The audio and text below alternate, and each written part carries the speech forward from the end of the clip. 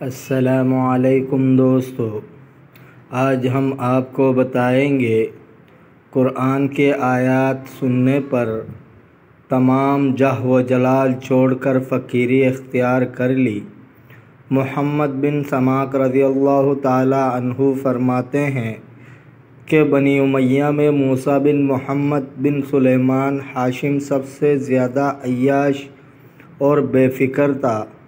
رات دن سوائے کھانے پینے، پہننے اور کنیز کان مہوش کے ساتھ مشغول ہونے اور آرام طلبی اور تن پروری کے کوئی کام دین و دنیا کا اسے نہ تھا، اور حسن صورت بھی اللہ تعالیٰ نے اسے اس درجہ عطا فرمایا تھا کہ دیکھنے والا ایسا بے اختیار سبحان اللہ بول اٹھتا تھا۔ چہرہ ایسا روشن تھا جیسا 14ویں رات کا چاند۔ فرض اللہ تعالیٰ نے اس کے ہر طرح کی نعمت دنیاوی مرحمت فرمائی۔ سال بھر میں 3,03,000 دینار کی آمدنی تھی اور ان سب کو اپنو عیش و عشرت میں اڑا دیتا تھا۔ اس نے ایک بہت بلند بالا خانہ اپنے رہنے کے لیے بنا رکھا تھا اور اس کے دونوں طرف دریچے تھے۔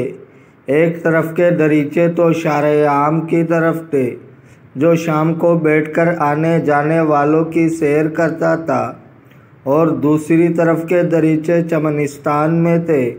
اس طرف بیٹھ کر چمنستان سے دل بہلاتا، اور اس بالا خانے کے اندر ایک ہاتھی دانت کا کعبہ چاندی کی میخوں سے جڑا ہوا اور سونے سے ملمع کیا ہوا تھا، اور اس میں ایک نہایت قیمتی تخت تھا۔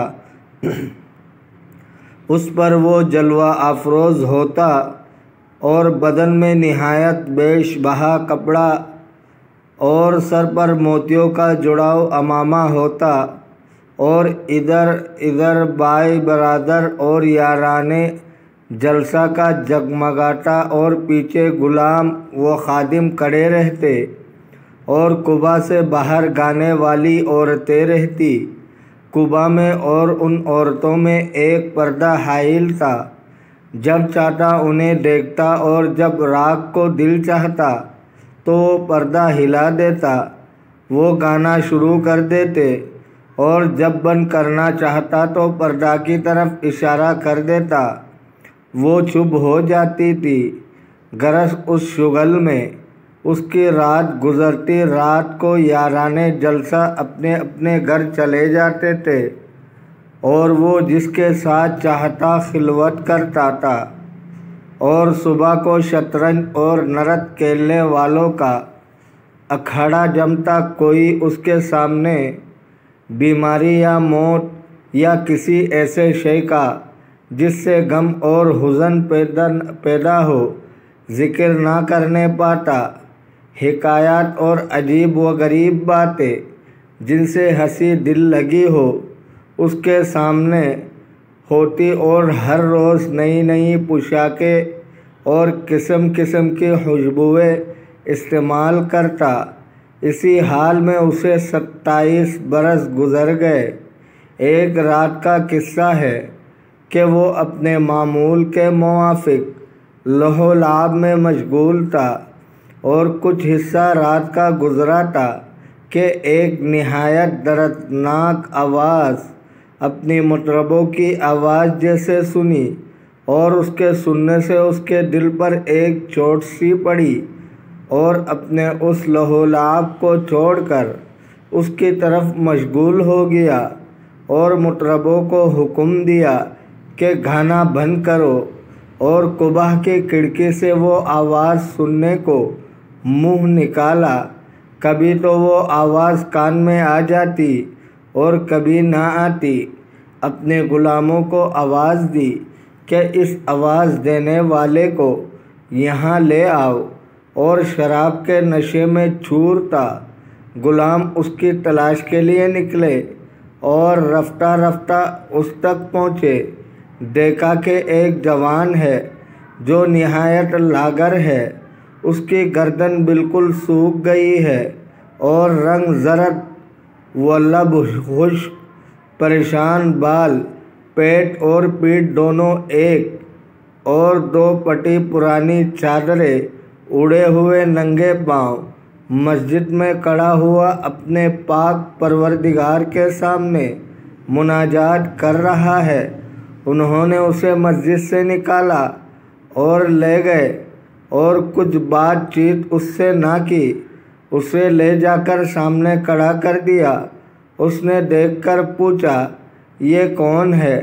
سب نے عرض کیا، حضور یہ وہی آواز والا ہے جس کی آپ نے آواز سنی۔ پوچھا، یہ کہاں تھا؟ کہا کہ مسجد میں کھڑا ہوا نماز میں قرآن پڑھتا تھا۔ اس سے پوچھا، تم کیا پڑھ رہے تھے؟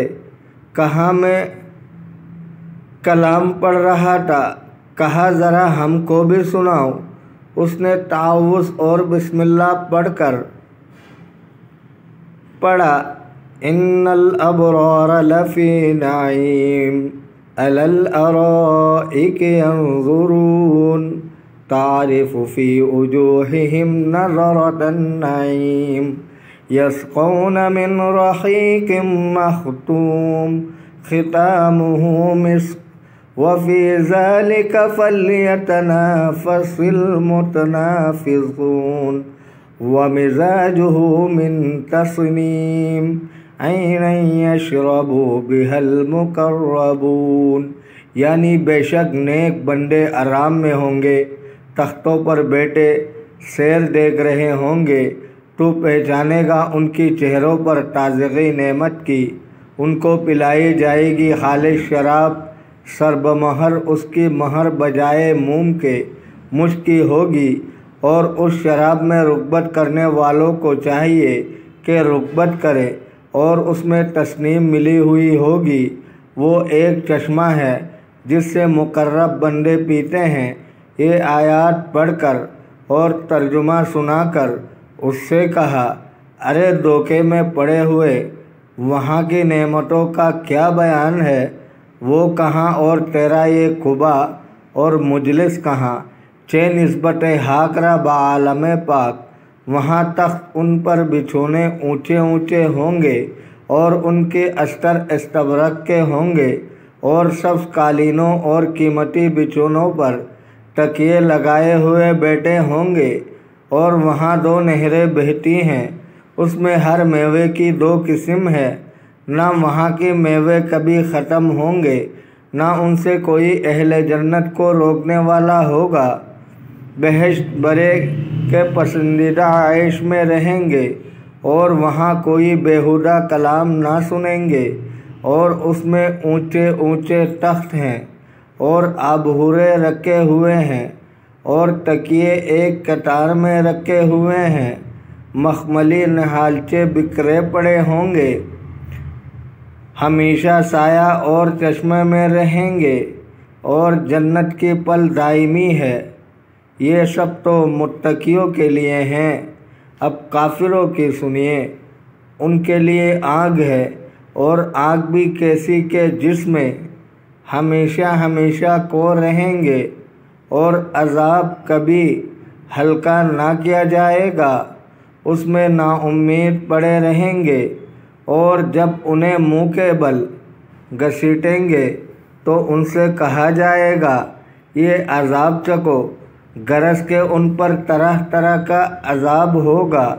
جب اس ہاشمی نے یہ سنا تو بے اختیار اٹھا، اور اس جوان سے لپیٹ کر چلا چلا کر رونے لگا، اور اپنے سب لوگوں سے کہا کہ میرے پاس سے تم سب چلے جاؤ، اور خود اس جوان کو لے کر گھر کے صحن میں آ کر ایک بوریوں پر بیٹھ گیا، اور اپنی جوانی کی رائگاں جانے پر افسوس اور حسرت اور نفس کو ملامت کرتا رہا، اور وہ جوان نصیحت کرتا رہا۔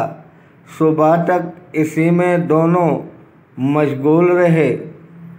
ہاشمی نے اللہ تعالیٰ سے عہد کیا کہ کبھی حق تعالیٰ کی نافرمانی نہیں کروں گا، اور اپنی توبہ کو اس نے سب کے سامنے ظاہر کر دیا، اور مسجد میں بیٹھا رہا۔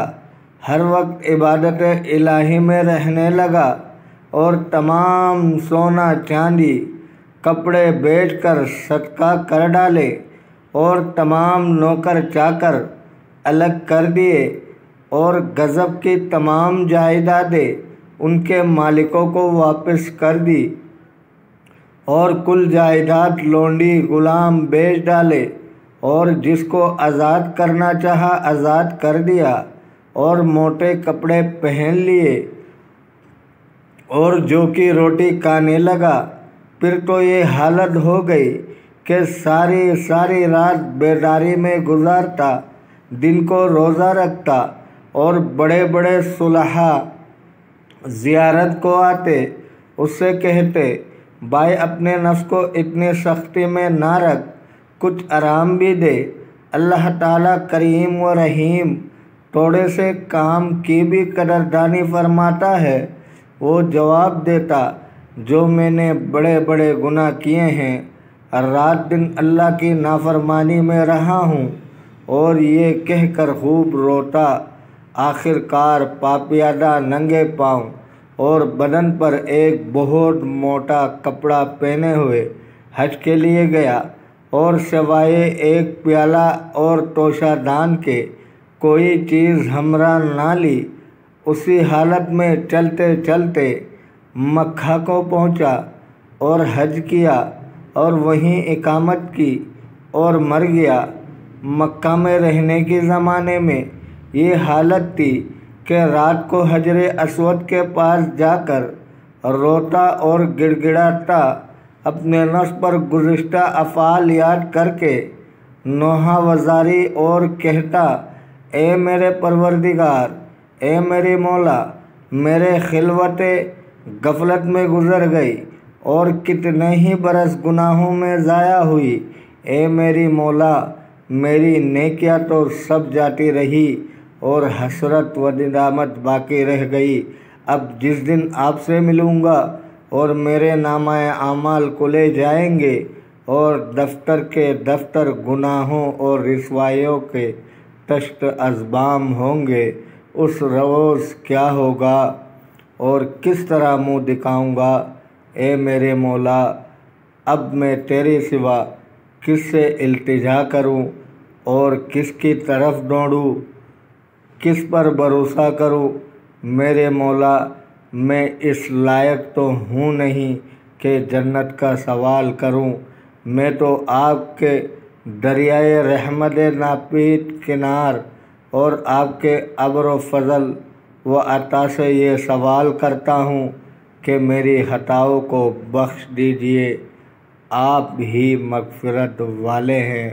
دوستو، اگر آپ کو ویڈیو اچھی لگی ہے تو لائک کرے، شیئر کرے، چینل کو سبسکرائب کرے، اپنے بہت سارے خیال رکھیے گا۔ ملتے ہیں اگلے ویڈیو میں۔ اللہ حافظ۔